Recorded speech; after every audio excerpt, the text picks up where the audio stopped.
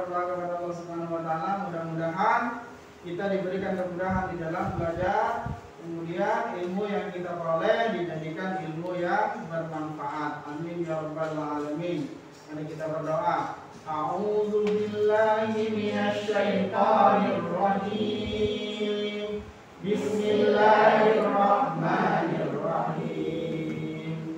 Raditu billahi rabban wa bil islami dinan wa bi Muhammadin nabiyyan wa rasulah.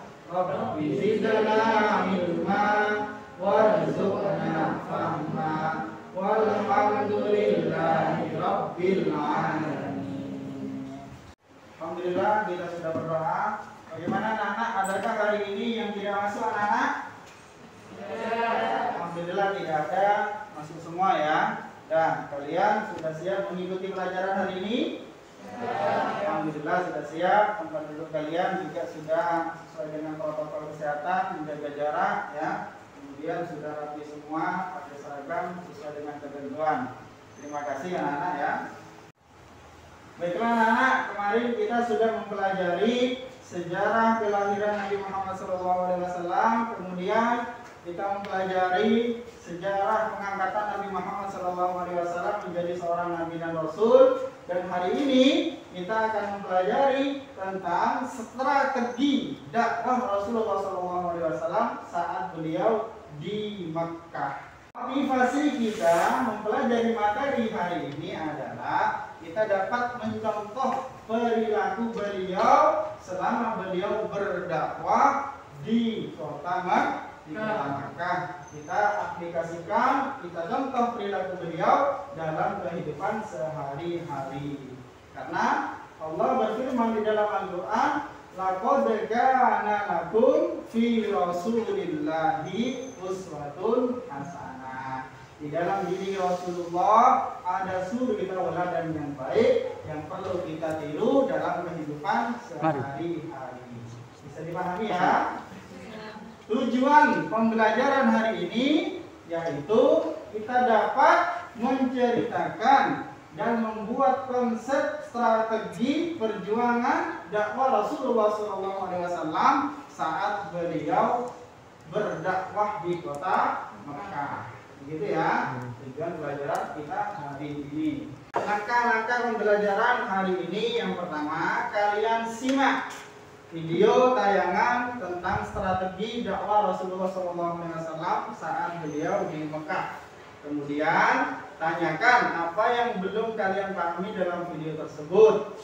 Kemudian diskusikan dengan kelompok kalian, membaca buku paket, kemudian merangkum apa yang menjadi pembahasan kita pada pagi hari ini. Kemudian membuat peta konsep tentang strategi dakwah Rasulullah SAW saat beliau berdakwah di kota Mekah. Dan yang terakhir nanti kalian presentasikan. Pilih satu anggota kelompok kalian untuk presentasi di depan teman-teman kalian. Bisa dipahami ya? Alhamdulillah. Baiklah anak-anak, silakan kalian membagi kelompok. Kalian sudah membagi kelompok sesuai dengan keinginan kalian. Alhamdulillah ada 3 kelompok yang sudah kalian tentukan, dan silakan kalian berkolaborasi dengan kelompok kalian.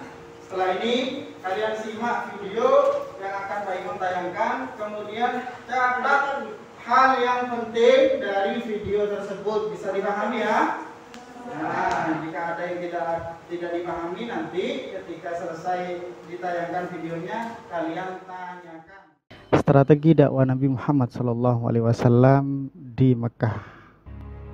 Ada 2 metode dakwah Nabi Muhammad SAW saat beliau berdakwah di Mekah. Yang pertama, dakwah rahasia atau sirriyah, secara sembunyi-sembunyi. Dakwah sirriyah yaitu dakwah Rasulullah secara sembunyi-sembunyi. Cara dakwah ini dilakukan atas dasar perintah Allah, yaitu surat Asy-Syu'ara 214. Selain itu, cara ini dilakukan karena pemeluk Islam sedikit dan belum kuat. Rasulullah melakukan dakwah sirriyah selama 3 tahun. Dakwah jahriyah yaitu dakwah Rasulullah secara terang-terangan. Dakwah ini dilakukan atas dasar perintah Allah dalam surat Al-Hijr ayat 94. Setelah dakwah dilakukan secara terang-terangan, maka masyarakat kota Mekah banyak yang menentang terhadap dakwah Nabi Muhammad SAW. Berbagai upaya dilakukan untuk menghalangi dan merintangi dakwah Nabi, termasuk menghina, mengancam, dan menyiksa Nabi dan pemeluk Islam. Kaum Quraisy tidak akan menerima permintaan damai dari umat Islam, Bani Hashim dan Bani Abdul Muthalib. Aksi pemboikotan pengucilan itu berlangsung selama 3 tahun. Pada tahun ketiga, tokoh-tokoh Mekah seperti Hisham bin Amr, Zubair bin Umayyah, Mut'im bin Adi, Abul Buhturi, dan Hisham dan Jamaah bin Aswad menyatakan penolakan terhadap aksi pemboikotan. Abu Jahal, Abu Lahab, dan Abu Sufyan yang selalu memusuhi umat Islam menolak pernyataan mereka. Kemudian disepakati untuk melihat surat pengumuman pemboikotan itu. Setelah dibuka, ternyata semua isi tulisan pengumuman itu telah dimakan raya.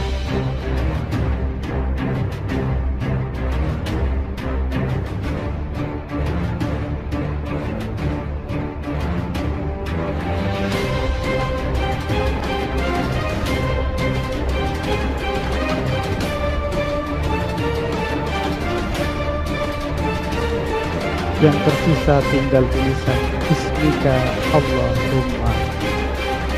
Setelah itu pemboikotan atau pengucilan berakhir.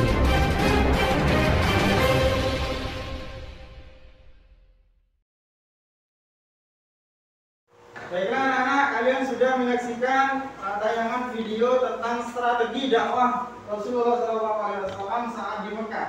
Silakan, mungkin ada yang perlu ditanyakan dari kalian. Saya, Pak. Ya, silakan. Mengapa Nabi Muhammad diboikot?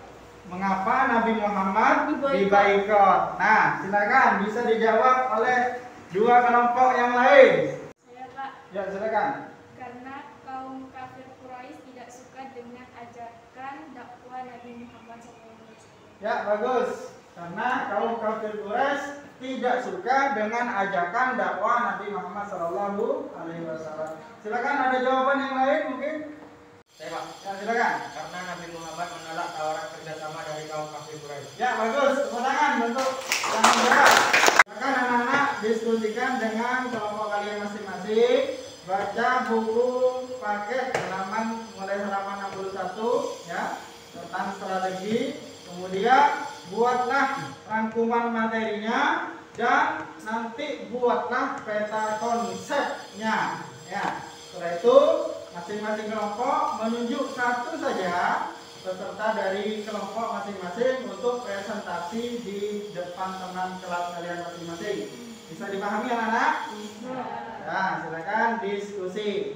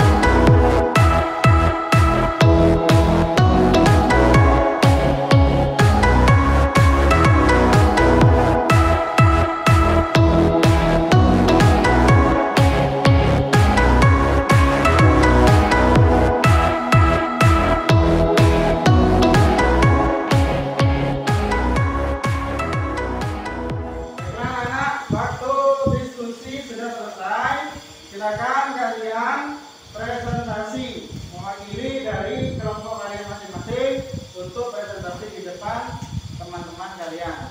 Silakan, siapa? Saya, Pak. Ya, silakan.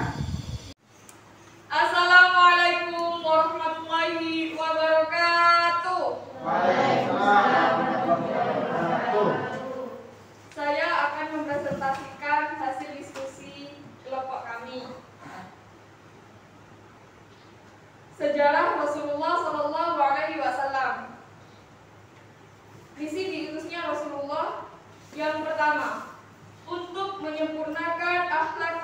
mulia.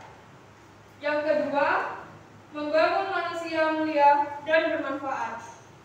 Yang ketiga, sebagai rahmat bagi seluruh alam. Selanjutnya, dakwah Rasulullah SAW. Yang pertama, dakwah secara sembunyi-sembunyi. Dan yang kedua, dakwah secara terang-terangan. Sikap teladan Rasulullah. Yang pertama, memiliki jiwa yang teguh. Kedua, tabah dan sabar. Ketiga, bijaksana. Keempat, berakhlak mulia. Kelima, tegas, dan yang terakhir, bertawakal kepada Allah Subhanahu wa Ta'ala.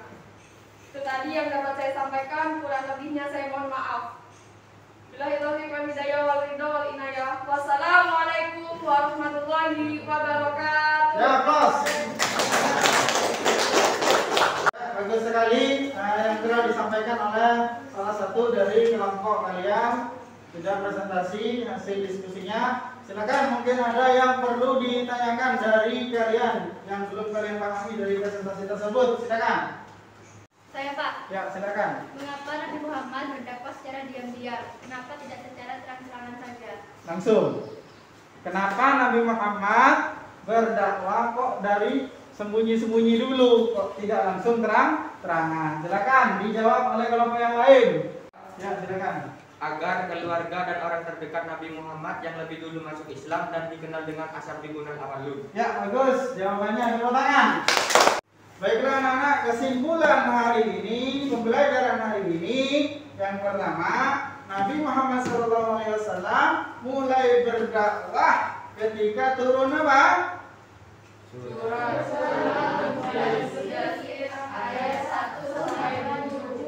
Surah Al-Mudaththir ayat 1 sampai 7. Disitulah ada perintah dakwah Nabi Muhammad secara sembunyi-sembunyi. Orang yang pertama kali masuk Islam disebut apa, Nak? As-sabiqun al-awwalun. Di antaranya siapa saja? Khadijah, Abu Bakar, As-Siddiq, Ali bin Abi Thalib. Kemudian setelah itu Nabi Muhammad SAW berdakwah secara terang-terangan. Dasarnya apa? Quran surah Al-Hijr ayat 94 sampai 95. Refleksi hari ini, apa yang kalian rasakan selama mengikuti pembelajaran pada hari ini? Silakan. Silakan. Saya suka tayangan video tadi. Ya, bagus. Ya, silakan. Saya suka materi tentang sejarah. Ya, suka materi tentang sejarah perjuangan Nabi Muhammad. Ya, bagus. Baiklah anak-anak, untuk materi hari ini alhamdulillah sudah selesai, sudah kita pelajari, dan ini adalah akhir dari materi tentang sejarah perjuangan Nabi Muhammad SAW periode Makkah. Materi selanjutnya yaitu bab berikutnya tentang keutamaan menuntut ilmu. Nah, silakan kalian kerjakan tugas uji pengetahuan yang sudah Pak Imam bagikan di Google Classroom. Nanti akan Pak Imam koreksi dan akan Pak Imam nilai. Baiklah anak-anak, silakan kalian kembali kepada tempat duduk kalian masing-masing seperti semula untuk persiapan kita mengakhiri pembelajaran yaitu dengan berdoa. Silakan anak-anak. Baiklah anak-anak, untuk mengakhiri pembelajaran, marilah kita berdoa kepada Allah Subhanahu wa Ta'ala. Mudah-mudahan ilmu yang telah kita pelajari hari ini ada manfaatnya untuk kita semua. Amin ya rabbal alamin. Ayo kita bersama-sama berdoa dengan doa penutup majelis. Bismillahirrahmanirrahim. Subhanakallahumma wa bihamdik, asyhadu an la ilaha illa anta, astaghfiruka wa atubu ilaik. Amin ya kasih, kurang lebihnya mohon maaf. Saya mengakhiri. Assalamualaikum warahmatullahi wabarakatuh.